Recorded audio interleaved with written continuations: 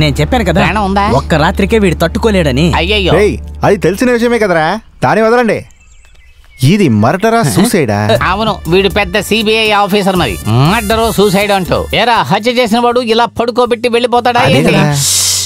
గమ్ముకునండి, confirm గా చెప్తున్నా ఇది హత్య కాదు, ఇది ఆత్మహత్యే.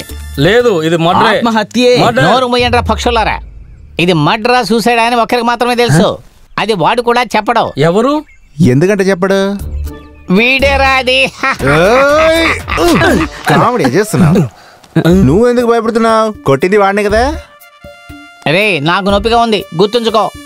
నిన్నంతా పనికి తీసుకున్నాడు ఆ ఓనర్ అనాలి. లేకపోతే పెద్ద యూనివర్సిటీలో క్యాంప్ వేసి వీడిని సెలెక్ట్ చేయాలా? ఈ సమయంలో ఎందుకు రా ఓనర్ గురించి మాట్లాడుతున్నారు? ఆ ఓనర్ కి బుద్ధి లేదు, వాడికి బుర్ర రాలేదు.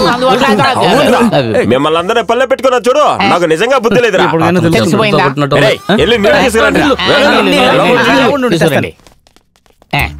చూసావా, చేస్తే అందరికి పాలే కదా పోస్తారు. ఇతను నీళ్లు పోస్తున్నాడు. ఏమయ్యా 6 లీటర్ పాలు కొంటే సొమ్మే పోతుంది. నువ్వే కదా కుక్కు, జగ్ ఎక్కడ పెట్టున్నావు? కుక్కు మగ్గు పక్కనే. ఏంటి నీళ్ళు జల్లి ముగ్గేస్తాడు? అరే అన్నగారు నీళ్లు జిమ్మారు, అతని మొహం పక్కనే వీడి మొహం పెడతారట. అరే లేచిపోతాడేమో భయంతో పారిపోతాడు. ఎందుకయ్యా నీ మొహాన్ని ఇంత పక్కన చూపిస్తున్నావు? నాకు భయం వేస్తుంది కదా. నోరు మూసుకుని ఊరుకోండి. చూడు కెనడీ, రే కెనడీ, రే కళ్ళు తెరవరా కెనడీ.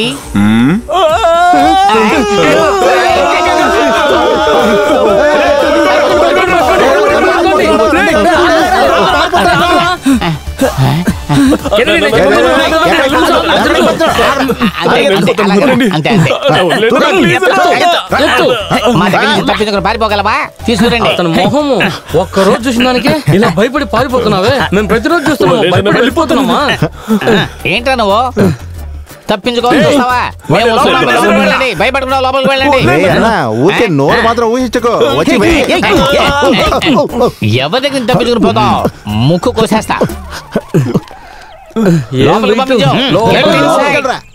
బయటికి రాకూడదామనుకుంటున్నావా? కెనడీ నీ చెప్పేది వినరా? మీరేం చెప్పనవసరం లేదండి, నన్ను వదిలేయండి అంతే. ముందు కూర్చొని ఏమైంది చెప్పరా. ఏంటి ఏమైందా?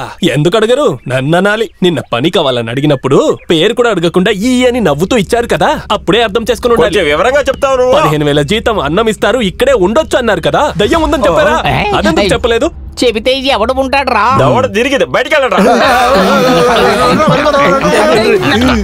ఈ స్థలాన్ని కొని 10 సంవత్సరాలు అయ్యింది. కొంచెం కొంచెంగా డబ్బు దాచుకొని బ్యాంకులో లోన్ తీసుకొని కష్టపడి కలలు కాని కొన్న స్థలం. చెప్తే నువ్వు నమ్మవు, కొన్నప్పటి నుంచి ఇలానే ఉంది. 4 వాచ్మెన్లు పారిపోయారు, 2 అయితే కనపడలేదు. పెట్టిన వస్తువు పెట్టిన కాడు ఉండదు, చేసిన వంట పాడైపోతుంది. ఇలాగ చెప్పుకుంటూనే వెళ్ళొచ్చు. ఈ భయం వల్లే ఎవరూ ఉండలేదు. అంటే నన్ను చూస్తే ఎదలా కనబడుతున్నానా? అంతేనా? అలా కాదురా, 50 మంది పనిచేసే చోట ఇప్పుడు ఉత్తి 5గురే ఉన్నారు. ఇలాంటి హోటల్ కి రాత్రే జనం వస్తారు. మన హోటలే రాత్రి వేరేలా ఉంది, అందుకనే బిజినెస్ లేదు. అంతేకాకుండా 2 ఏళ్ల క్రితం పక్కన ఎస్టేట్ లో పనిచేసే 2 కుర్రాళ్ళు తాగడం కోసం లోపలికి వచ్చారు. ఉదయానికి లాబీలో ఒకటి, మన ఆఫీస్ గుమ్మం దగ్గర 2 డెడ్ బాడీలు కనబడ్డాయి. ఆ తర్వాత ఈ చుట్టుపక్కల ఎవ్వరూ మన హోటల్కి వచ్చేదే లేదు. బ్యాంకి అప్పు తీర్చలేకపోయాను. వడ్డీ మీద వడ్డీ చేరి గొంతు వరకు వచ్చింది. ఈ హోటల్ వదిలేయటం తప్ప నాకు వేరే దారే లేదు. తెలిసినోళ్ళు ఎవరు ఈ చోటు కొనడానికి రావట్లేదు. అలా వచ్చినా కూడా తక్కువ ధరకే అడుగుతున్నారు. వాళ్ళు అడిగే రేటుకి ఇస్తే నేను బ్యాంకి అప్పు కూడా తీర్చలేను. ఇప్పుడు ఇంత అంటున్నారే, నిన్న నేను చనిపోయి ఉంటే ఎవరు బాధ్యత? పోయిన నెల 1 లక్ష రూపాయలు ఖర్చు పెట్టి కేరళ నుంచి స్వామీజీని తీసుకొచ్చి పూజ చేపించారు. అప్పటికైనా ఈ దెయ్యం పారిపోతుందేమో అనుకున్నాను. 3 వారాలుగా ఏమీ లేదు. ఇక్కడంతా చక్కబడిందని పోయిన వారమే పనోళ్ళు కావాలని ప్రకటన వేయించాను. నువ్వు వచ్చావు, కానీ నిన్ను చూసినప్పుడు ఆశ్చర్యం వేసింది. ఇక్కడ రాత్రిపూట ఉన్నవాళ్ళ తెల్లారి పొద్దున్న నేను చూసిందే లేదు, నిన్ను తప్ప. అదే నాకు చాలా సంతోషంగా ఉంది. ఏంటి సంతోషమా? వేరే ఎవరైనా ఉంటే మిమ్మల్ని నరికేసి ఉంటారు. నిన్ను మాత్రం ఏం చేయలేదంటే నీ దగ్గర ఏదో శక్తి ఉందనే కదా అర్థం. రాత్రి ఏమనుభవించానని నాకే తెలుసండి. నన్ను వదిలేండి, నేను వెళ్ళిపోతాను. కెనడే, కెనడే, రే కెనడే.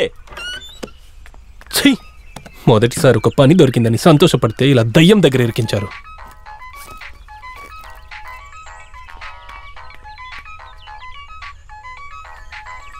ఆ బట్టతలోడు బైబిల్ ఉందా అని అడిగినప్పుడే నేను హుషారై ఉండాలి.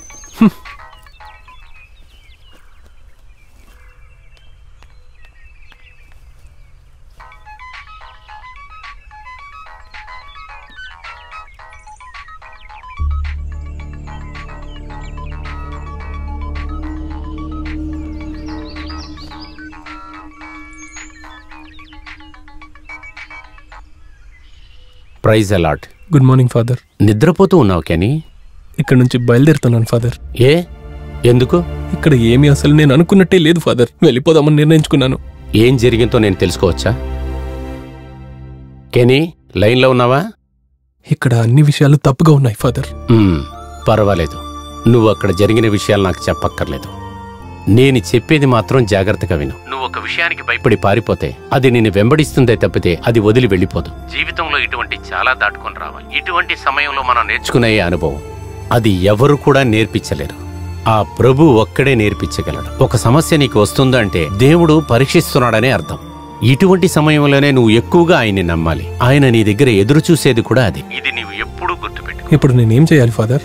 వెళ్ళాలనే నిర్ణయం నువ్వే కదా తీసావు, అప్పుడు దీన్ని కూడా నువ్వే తీయాలి. ఏ నిర్ణయం తీసినా ఆలోచించుకొని తీ. ఏ ఒక్క విషయం కూడా మనం వెంటనే నిర్ణయించకూడదు. ఇవాళ నువ్వు చూస్తున్న విషయం రేపు నీ కంటికి వేరే విధంగా ఉంటుంది.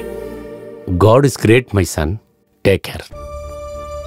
నువ్వు ఒక విషయానికి భయపడి పారిపోతే అది నిన్ను వెంబడిస్తుందే తప్పితే అది వదిలి వెళ్ళిపోదు. జీవితంలో ఇటువంటి చాలా దాటుకొని రావాలి. ఇటువంటి సమయంలో మనం నేర్చుకునే అనుభవం అది ఎవరు కూడా నేర్పించలేరు. నేను ఇక్కడే ఉంటానండి. నిజంగానే చెప్తున్నావారా? ఒక ఎన్ఆర్ఐ పార్టీతో మాట్లాడాను. ఈ స్థలం 2-3 వారాలు అయిపోతుంది.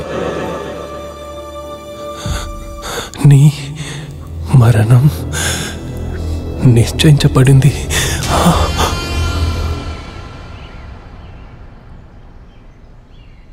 ఇదిగో, ఈ రోజు వాడు ప్రాణాలతో ఉండడు అని చెప్పావు కదా, కానీ వాడేమో టూర్కి వెళ్ళొచ్చినలాగా మన ముందే అని ఆవలిస్తూ వస్తున్నాడు.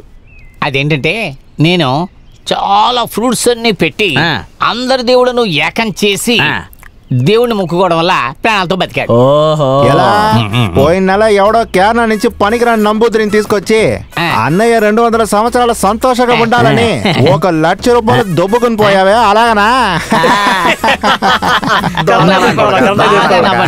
ఇలా నమ్మడానికి ప్రాణాలతో ఉండడానికి కారణమే నేను చేసే పూజలే. మీకు అది అర్థం కాకపోవచ్చు, కానీ నాకు దేవుడికి ఒక అండర్స్టాండింగ్. ఎన్ని రోజులుగా ఇలాంటి కథలనే చెప్తుంటావు మాకు. నా పూజల గురించి నీచంగా మాట్లాడకు. కాళ్ళు చేతులు పడిపోతాయి. నేనేం చెప్పలేదు. ఆ భయం ఉండాలి. వీడెందుకు వస్తున్నాడు? ఇదిగోనయ్యా, ఏం జరుగుతుందో తెలియకుండానే తిరిగేస్తున్నాడు రా. పర్వాలేదు, ఈ రోజు సోమవారం బతికిపోయాడు. ఈ రోజు వెనస్డే మంగళవారం. ఇలాంటి మంగళవారం 30 సంవత్సరాలకు ఒకసారి వస్తుందంట. ఈ రోజు ఏమవుతుందో చూడు. అవన్నీ క్యాలెండర్లో వేశారు. దేవుడా, దెయ్యాన్ని కూడా సంభాళించవచ్చు. వీళ్ళని మాటల్లో ఓడించడం చాలా కష్టమైన పని.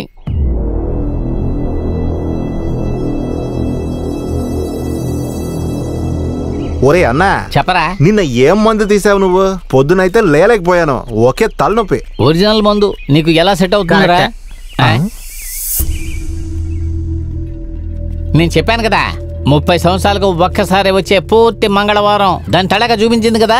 రిసార్ట్ కి వాచ్మెన్ అవసరం లేదు, ఈయనే పెట్టుకుంటున్నారు. ఇలా చూడు, మాట్లాడకుండా ఉండు, దిగులు పడకు. అనయ్య పోలీసు. నమస్కారం అండి. చూసావా, చీఫ్ కుక్ని నేనున్నాను, స్టాఫ్ మనం ఉన్నాం. అదంతా వదిలేసి పోలీసులకు ఇన్ఫార్మ్ చేశారు. ముందు వీడియో పూజ చేయాలి.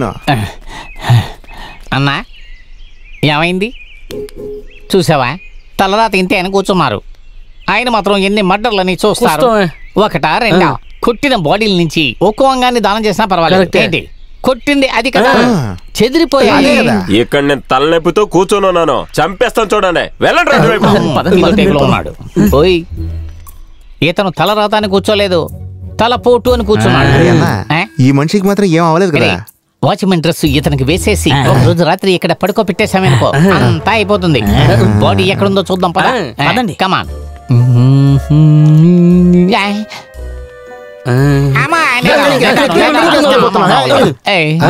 భయంగా ఉందిరా. ఒరే అన్నయ్య, ఇలాంటి విషయాలకి నువ్వే ఫస్ట్. నేనా? ఎందుకంటే నువ్వే పవర్ వేరేవాడు, నేను వేరేవాడు. వస్తావా? నువ్వు వెళ్ళు.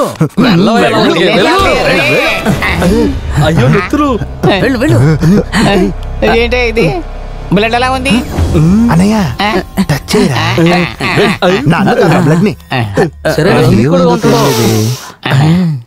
అదే బ్లడ్, వాడి బ్లడ్. వాచ్మెన్ వాసన వస్తుందా? వచ్చింది. ఏమయ్యా, వాడి ఒంట్లోంచే టన్నుల లెక్కలో బ్లడ్ ఉంటుంది కదా, ఇక్కడ ఒక్క చొక్క బ్లడ్ ఉంది. అదే కదా వేసుకొని తాగేసి ఉంటుంది. తాగేసి ఉంటుందా? అయితే వీడు ఖచ్చితంగా చచ్చిపోయి ఉంటాడు కదా. ఎవరు చనిపోయారు?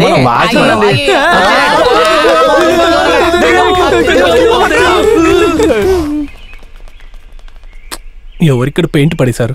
దీన్ని వేరే క్లీన్ చేయాలి.